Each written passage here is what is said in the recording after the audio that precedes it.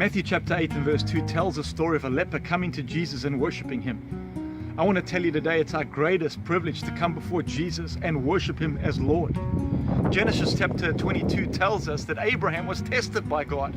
God told him to go and worship and go up a mountain, Mount Moriah, and sacrifice his son. I want to tell you today that God is going to test your worship.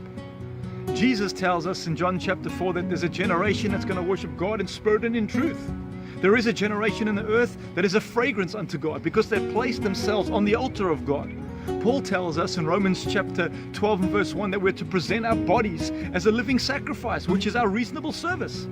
I want to tell you today that we have been called by God and the leading of the Spirit to place our bodies on the altar.